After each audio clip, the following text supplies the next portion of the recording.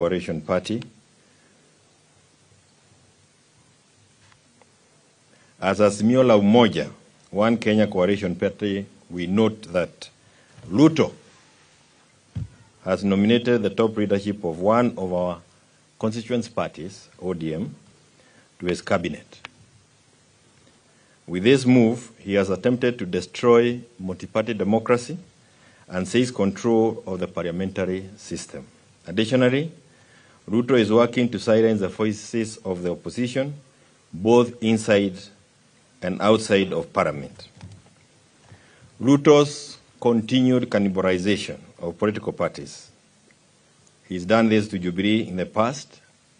He's now doing it to ODM, goes against the letter and spirit of the Constitution of Kenya. It also offends the NADCO report, the National Dialogue Committee report. We believe that Ruto is an existential threat to our democracy and must be resisted, even as we say Ruto must go.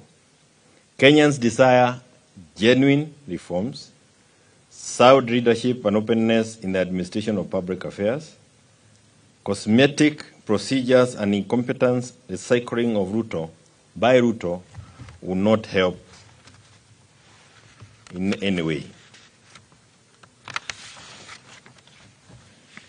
Number 5, we reiterate that we will neither support nor take part in the proposed broad-based government of national unity.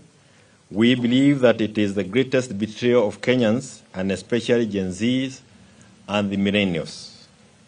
There were over 60 young Kenyans and the other 75 who are exercising their constitutional right at Article 37 to peacefully assemble, demonstrate and picket, were shot and killed by police using live bullets under the command of Nairobi police boss Adamson Bugei.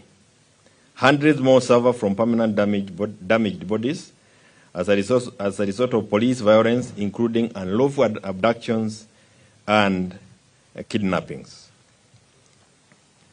Let us make it clear that any person joining Ruto's regime has in effect endorsed the killing, maiming, abductions, and torture of innocent Kenyans.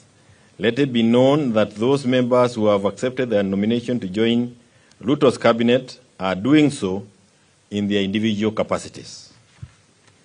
As a coalition, we affirm our commitment to stand against the injustices and the police brutality. We demand the arrest and prosecution of all officers who shot and killed the Gen Z's protesters.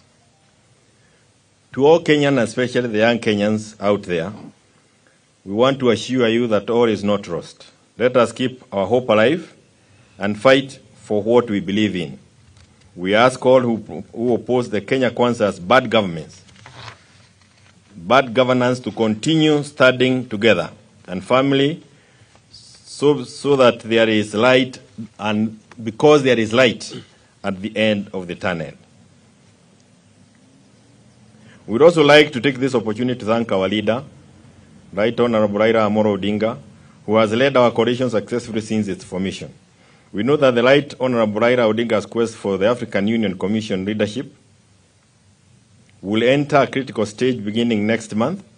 We all wish him luck as he prepares to take on the continental duties. As Azimio, and as you have witnessed in the recent past, His Excellency Kalonzo Musyoka has continued to lead us while Raila has been out seeking for the leadership of the African Union. And we continue to ask him to guide us as a coalition, even as Raila gets to enter the critical stage of his bid for the AUC.